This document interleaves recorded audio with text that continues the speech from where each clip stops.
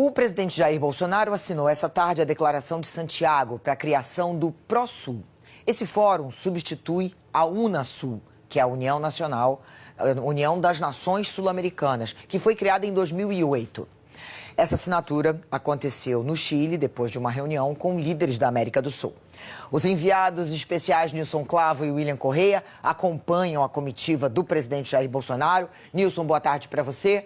Os chefes de Estado que participaram dessa reunião prometem que esse novo fórum, o ProSul, vai ser mais democrático e com menos burocracia.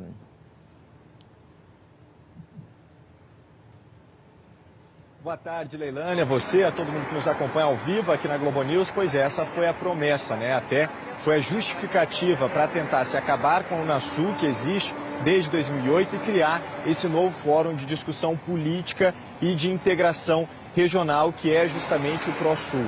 Os presidentes, né, desses 8 países disseram o seguinte, que o objetivo é fazer um bloco a exemplo do que existe hoje com o G20, ou seja, mais flexível, não sendo um tratado sem sede, sem orçamento e que não necessite da unanimidade para que haja posicionamentos importantes a respeito da conjuntura regional. Porque, no caso da Unasul, por exemplo, você tinha a nomeação de um secretário-geral que estava pendente há 2 anos por causa de um veto da Venezuela. Então, decidiu-se criar esse novo bloco, esse novo fórum de discussão política, dessa vez mais alinhado também à ideologia e àquela defesa que é feita por esses presidentes, principalmente ali o presidente Jair Bolsonaro, do Brasil, Ivan Duque, da Colômbia, Sebastián Piñera, né, do Chile, justamente numa linha que é mais conservadora nos costumes, porém mais liberal do ponto de vista econômico. É esse o objetivo. E hoje teve um recado claro à Venezuela, porque entre os requisitos que foram colocados e elencados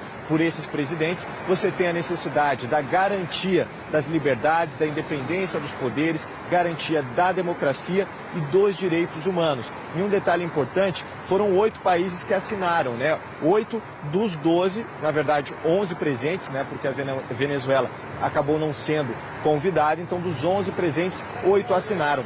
Os 3 que não assinaram esse acordo para a criação da ProSul foram justamente os países que hoje não reconhecem Juan Guaidó como o autoproclamado presidente interino da Venezuela. Você tem Suriname, você tem Uruguai e também a Bolívia, portanto, decidiram não assinar esse acordo hoje, que foi decidido e anunciado na reunião da cúpula dos países sul-americanos. A gente separou um trechinho da fala hoje do presidente chileno, né, Sebastián Piñera, sobre a criação desse novo fórum de discussão política para a região. Vamos ver.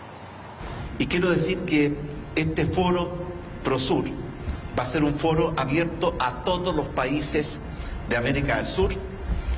Va a ser un foro sin ideología, que va a respetar la diversidad y las diferencias que cada pueblo decida al elegir a sus gobiernos. Que va a ser un foro sin burocracia excesiva y que va a ser un foro pragmático, que va a buscar resultados. Pero también va a ser un foro que va a tener un firme y claro compromiso con la democracia, con las libertades y con el respeto a los derechos humanos de todos los habitantes de nuestra América del Sur. Falando em democracia, Nilson, a Venezuela também foi um tema de discussão aí entre os presidentes e tema que foi comentado também pelo deputado federal Eduardo Bolsonaro, filho do presidente.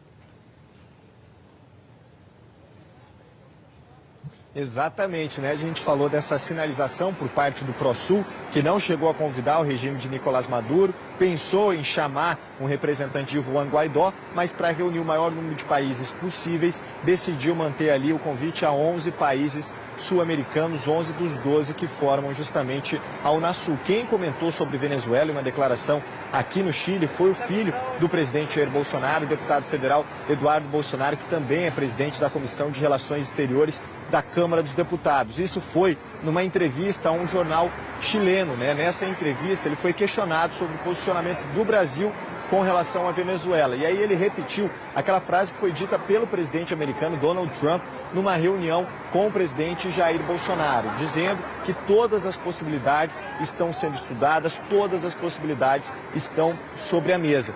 Quando, né, a apresentadora voltou a fazer esse questionamento a Eduardo Bolsonaro, ele falou o seguinte, que do ponto de vista pessoal, ou seja, do ponto de vista dele não seria fácil tirar Nicolás Maduro do poder de forma pacífica, por isso a força talvez fosse necessária, talvez fizesse necessária nesse contexto. Vamos dar uma olhada então, a gente separou esse trecho da fala dele para esse jornal chileno. Vamos ver.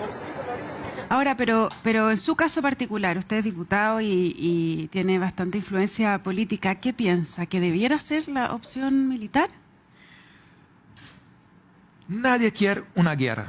Guerra es malo porque hay vidas que son perdidas, hay todo un problema también de efectos colaterales. Pero yo creo que Maduro no se va a salir del poder de una manera pacífica. De alguna manera, alguna medida, alguna hora será necesario el uso de la fuerza.